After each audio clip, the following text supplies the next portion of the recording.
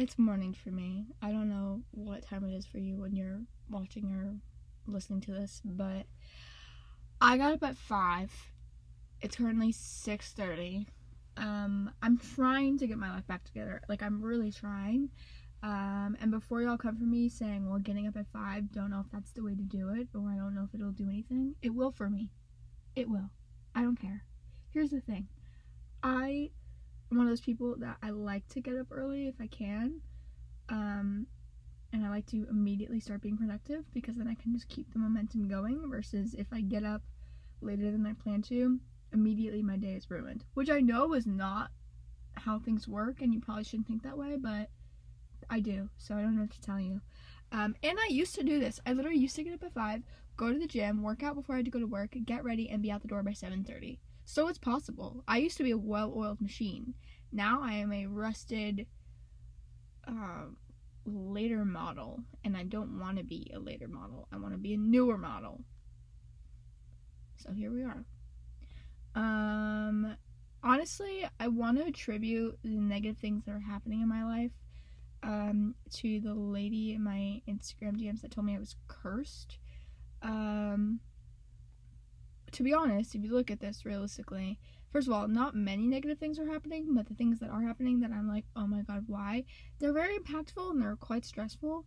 I did put it upon myself. I did. But I don't feel like taking responsibility for this stuff right now, so it's not me, it's the curse. I've been following a bunch of tarot accounts because, like, I recently got into tarot, so I'm following a bunch of accounts that give, like, tips or, like, things about readings, whatever. And so this lady DM'd me from, like, one of these accounts, and she was like, hey, can I give you a reading? And I was like, sure. And then she told me I was cursed. And so I blocked her. I was like, I don't need this. I already feel this way. I don't need it to be said out loud. I don't need it near me. So I blocked her. And I deleted the conversation. But she already told me it, so it's in my head now. I don't know. So I guess I'm cursed. I get it. It feels like it. I'll be honest. Anyways. Today we're talking about romantic relationships. I wanted to talk about this because I was just thinking about recently how grateful I am for my current relationship. I'm very happy in it. My boyfriend and I have been dating for almost 3 years. We have a cute little love story. I'll give you the very, very condensed version of it. But I was just thinking about how this is definitely the healthiest relationship I've ever been in, and it's taught me a lot about myself and just, I think, just how to be a better person in general. Things like, how to be more communicative and in a respectful manner. It's just taught me a lot about myself and how to interact with other people and things like that. And so I want to talk about, like, the difference of where I am now and how I treat relationships and what I've learned versus, like, when I was younger and in other relationships that might have been not so great. But I'll tell you my little love story first. So, my boyfriend and I actually dated when I was younger. We dated when I was 17, about to be 18, and he was 18. So, like, we're a year apart from each other. I kind of knew of him and he kind of knew of me because we have mutual friends. So this one of our friends' parties we both were at, we started just kind of like introducing each other or whatever. And then he ended up being at another party I was at like a month later. Because he knew I would be there. He didn't even know whose party this was, or he didn't know the person who was throwing the party. He just knew I was there, so he showed up. And then basically from there we started talking, and then we started dating, and it was a bit of a, like, not a rocky relationship, but like he broke up with me a week after we started dating for his ex-girlfriend, because he's stupid. I talk to him about this all the time. I'm like, why would you do that? And then of course he realized what he was missing, and he realized he made a wrong decision, and came back. And we started dating again for a little bit, and then I got super overwhelmed and was like, college and my life is happening, and so I broke up with him, probably not in the best way. So a couple days later he came to my house to get his stuff. and he got upset at me, and I did not like that, and so I blocked him on everything, and I was like, I'm never talking to you again, and I didn't. For 2 years, we did not speak. And then, again, we have mutual friends, so we saw each other sometimes throughout that time, like at parties or whatever, but we wouldn't speak to each other. And then my freshman year of college, or after my freshman year of college, I came home because of COVID, went to my friend's house, he happened to be there, and it was like 5 of us, so I couldn't really ignore him like I usually did at parties.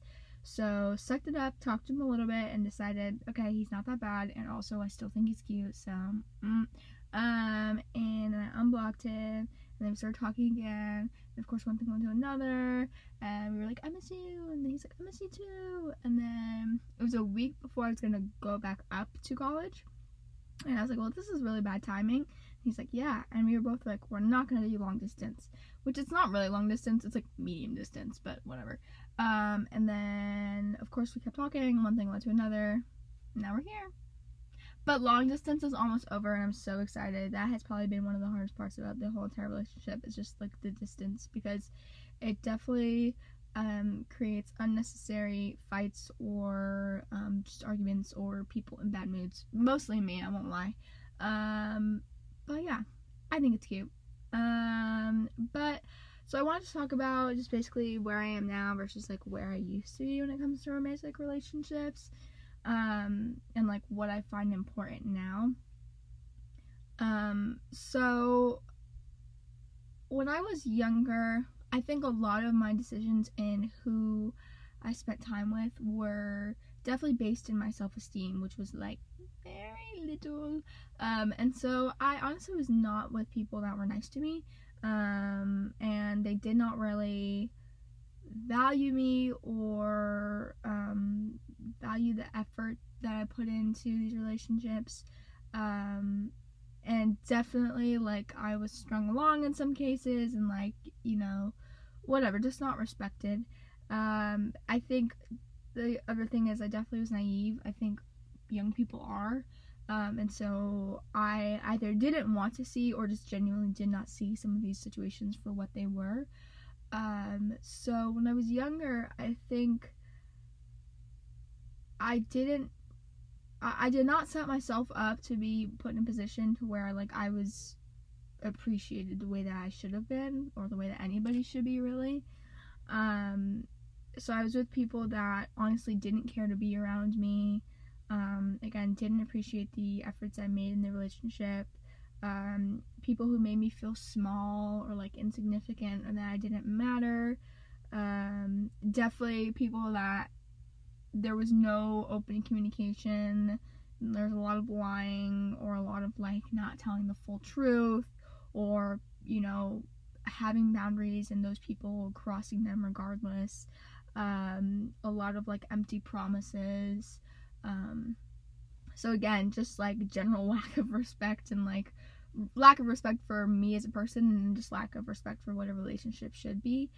So as I got older, I had to do a lot of introspection about that, and really realize like what I had allowed to some degree, and make a promise to myself that I was not going to put myself in a position like that ever again. And once I made that promise to myself, it definitely opened my eyes to how many people, at least at that point in my life, and I think honestly still now, are not worthy of relationships and have a lot of self-work to do. And I'm not saying that in a judgmental way, I'm just more saying that in like a, please, like, look in the mirror, just let's realize some things before we entangle someone else in what's going on. Because I think also a lot of times with I did not pick well when I was younger, besides my current boyfriend. Even back then, and I tell him this today, like, he was the best guy I had been with up until like what am I trying to say? He was the best guy I had been with at that point. Like, I had obviously like interacted with other guys or had situationships or whatever, and he was the one guy even at that age that like treated with me with respect, and like treated me like a human being, and like whatever. And I still feel that way now about both that relationship and this current one. So he and this relationship has definitely taught me what should be valued and what's important. Obviously that introspection taught me some stuff too, but I think also just being in a healthy relationship and just like learning how to be a part of that dynamic has taught me a lot. And I think I value different things, or I understand how important values are. So like for instance, like being in a relationship where that person has similar or the same values as you, like I don't think, at least at this point in our lives, I think when you're in your 20s, I think when you're in high school, like, not that it's not serious, because I'll be honest, like my high school relationships or situationships, like, they did teach me things, and I carry things with me for better or for worse that I experienced in high school. So nothing not serious, but I think you can be a little bit more lax about like, having the same values or not having the same values, like things like that intense. I think once you get to your 20s, it's like, okay, these people could potentially be like your life partner. So, it's important to make sure that your life partner is on the same page as you and prioritizes the same things that you do. Because I think if not, I think personally, my personal opinion is it's a bit of a struggle to then keep the relationship going, because you're not even necessarily both working towards the same goals or similar goals at the very least. I also think it's really important, and this is gonna sound really like, I guess, minute or like not a big deal, but it is to me. I prioritize, or I not prioritize, I look for, I'm not looking, I don't know what I'm trying to say. My brain's not working, it's so early. I guess what also has become important to me in a relationship is manners, which may seem like a small thing, but now that I, like, first of all, my boyfriend and I are never breaking up, so I'm not saying this in a, for the next guy I'm looking for, but just in general, like, now that I have a boyfriend who opens car doors for me and, like, follows the sidewalk rule and stuff like that, like, in an alternate universe, is if I was with somebody else and they didn't do that stuff for me, I'd be like, what's wrong with you? Like, and I think it can be reciprocated, like, just as much as, like, he, like, does those small things for me, like, I do the same for him. Like, he'll open the car door for me, I get in the car, and then I reach across, and I open the door for him. And we had a very nice conversation with a homeless man one time, telling us, like, how nice I was. I think it was him just trying to ask for food, which, creative to say the least. I mean, it made me feel good. It felt a little less nice when I realized there was an ulterior motive, but, what can you do? But, so, I just think that's, like, or just honestly, like, someone who says thank you, and like, I'll see how people treat, like, service people, like, if you're in a restaurant, and you, like, that's a big pet peeve of mine, that people, like, don't, like, acknowledge, like, the server or something like that. So I definitely have felt that that's become more important to me. Again, it seems so small, but, I think stuff like, even small things like that are important. Like, if this person is to raise a family, like, are they not going to, like, raise their kids to have manners then? Or, like, if they don't have respect for, small amounts of respect for, this person who's simply giving them their food, like, how are they supposed to have respect for you? Like, I think you can think about it in different ways, but I definitely think manners is a big one, because people don't have home training anymore. Let's talk about it. They just don't. Like, some of these people, I'm like, are you okay? Like, the idea of, like, not saying thank you to somebody who's, like, again, like, serving me or something, are you insane? Like, what's wrong with you? Anyways, I also think it's very important, and I feel like this should be the case for anyone, that the person you're with has, like, passion and drive. There is something, to me at least, that is so unattractive about someone who's just, like, okay with, like, not doing anything with their lives. And I'm not necessarily talking about, like, having passion or, like, having a drive for, like, big goals. Like, if your goal is to, like, be a manager of, like, the clothing store that you're at, or be a manager of, like, the restaurant that you're working in or whatever, like, cool, great. But like just having like goals like that and like working towards them, I think is really important, because again, I think my philosophy is that small things translate into big things. So like, again, like the manners thing, if you don't have manners yourself, does that mean you're going to raise your kid not to have manners? Or if you don't have passion and drive, even for maybe some not as massive goals, maybe again it's more just being like a manager of the job you're at, then what do you have any passions or goals or drive for long-term goals with your partner? Like, I think the small things translate into the big things. And I'm definitely, all my friends are gonna laugh when they hear this because I talk about this all the time. I think people show you who they are off rip, period. Like, regardless if people are trying to like hide their true intentions or hide who they truly are or not, I think people show you like who they're going to be for the rest of their lives. So if you're with somebody and they're like telling you like, oh, I'm going to develop that passion and drive, or oh, I'm going to develop these goals, just not right now, I would take that with a grain of salt, because I think people are who they are, like, no matter what, if that makes sense. But yeah, passion and drive is a big one. And then with that, I think having a partner that supports your own passion or your own passions, and like that helps you have that drive is really important. Like, my boyfriend is really good about supporting me in pretty much anything that I do. And especially when I'm not having a great day, or I feel like, oh, I can't do it, or I'm just not motivated, like, then he steps in and is like, okay, no, like, get up out of bed, like, let's get the day started, but then, you can do this, which I think is really important, because, it shows that they're also willing to kind of have that same drive for you and help you out, because I think obviously being there for yourself is important, but I think when you're with somebody else, being there for yourself can only go so far. If you're not there for that person as well, like, there's going to be issues. And then the biggest one, or one of the biggest ones, I think, is someone who's able to communicate maturely. My boyfriend and I think, have really good communication.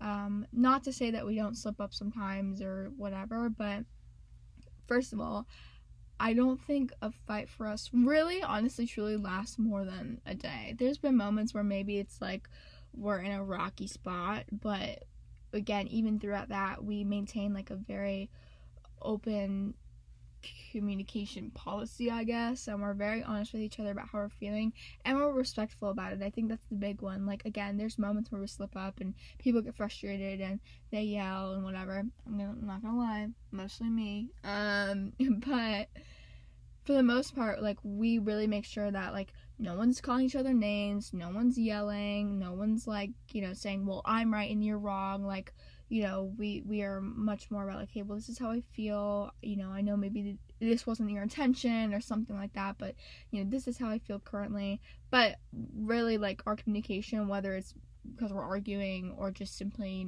we feel like, oh, maybe our relationship right now is like not in the best spot, this is why I feel this way or whatever, our communication is really solid. And I feel like it sounds cheesy because everyone says that, but I do think it's really important. I think a lot of things can be solved, and I've seen it firsthand, obviously.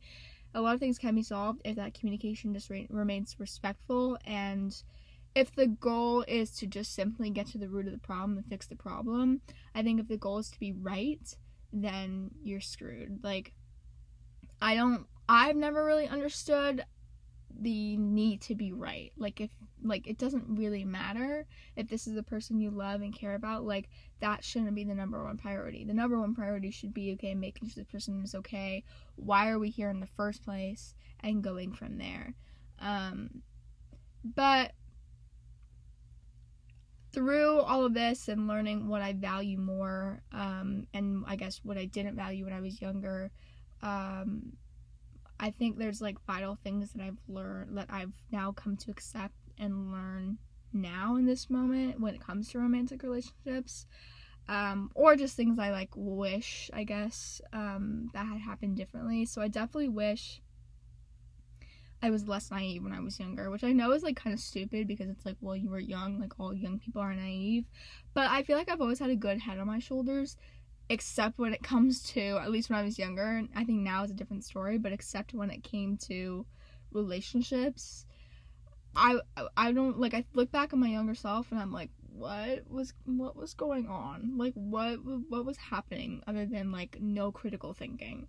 So I definitely think I wish I was less naive. You know, it's over and done with, and I've accepted the things that have happened, or whatever. But it is frustrating sometimes to think about. I'm not gonna lie. I've learned to not to settle, because I did settle in my past, and again, I think it set me back a bit when it came to my relationship with myself and my relationship with others. And I definitely think sometimes I was with these people because I didn't want to be alone, and I do think that sometimes being alone is more beneficial. You learn stuff about yourself, you have moments of introspection, and you can see things for what they really are.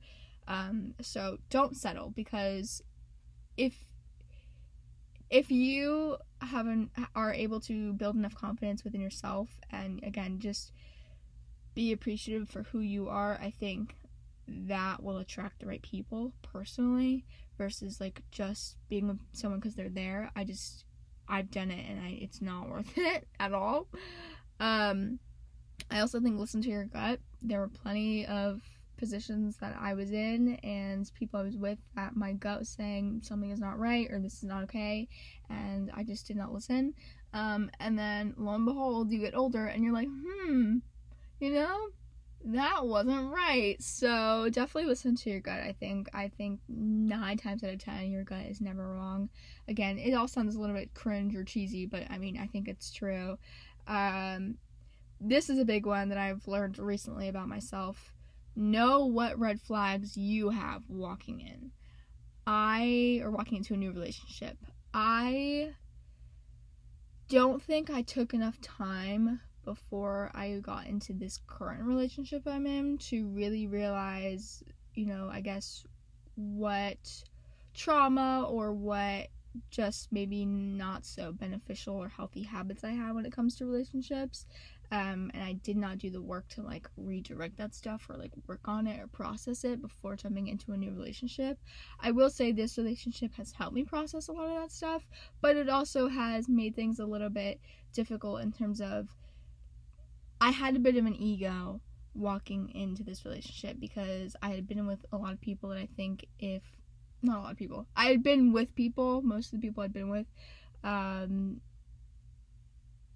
they were usually more of the problem than I was, looking back on it.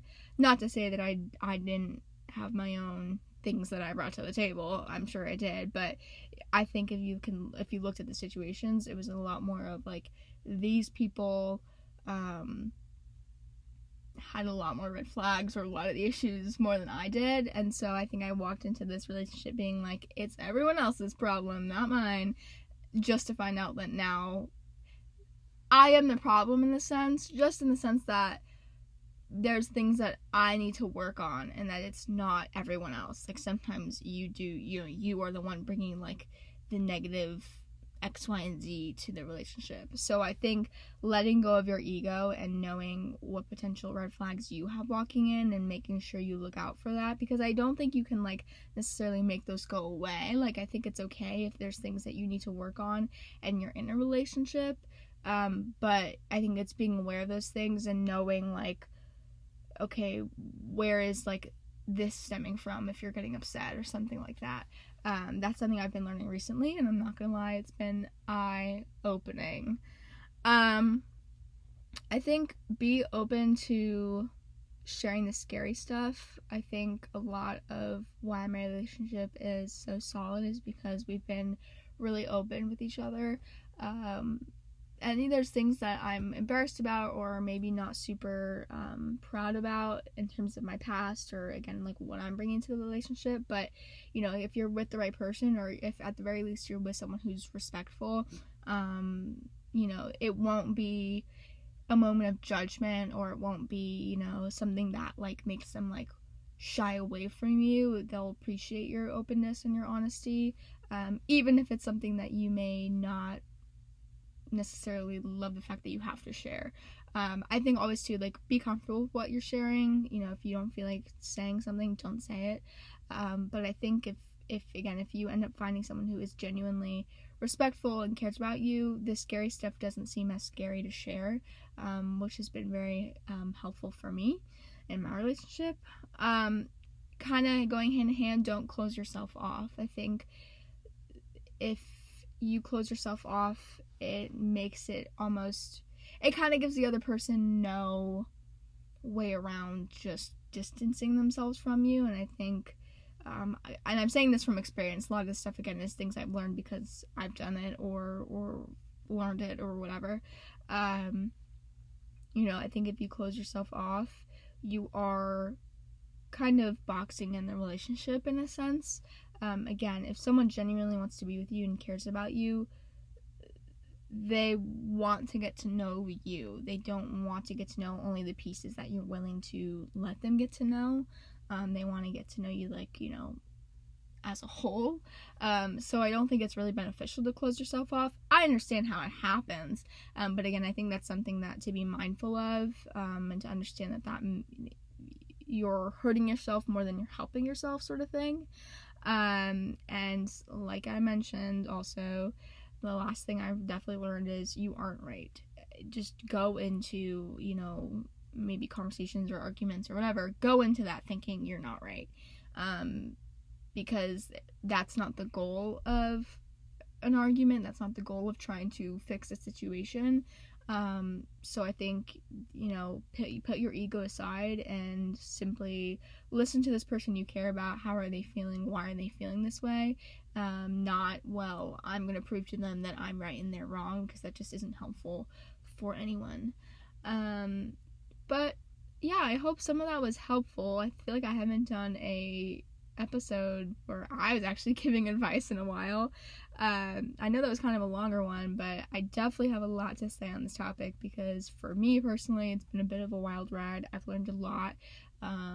So yeah, I think that's all I have to say. I would love to hear, you know, if you've learned anything about yourself or about others being in a romantic relationship, or I guess any sort of relationship.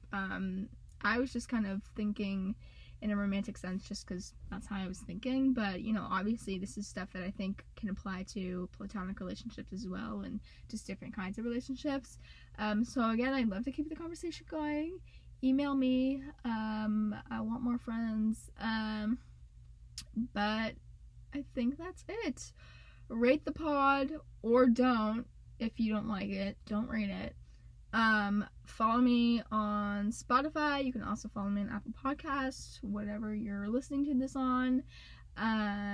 You can follow me on TikTok, Instagram, and YouTube at Scared20something. Yeah, our YouTube is for the Apple Podcast listeners who want to watch instead of just listen. You can go there. Email me. Again, email me. I love getting emails. They're so fun. So my email is scared20something@gmail.com. And I think that's all I got, y'all. I will catch you on the next one. Later.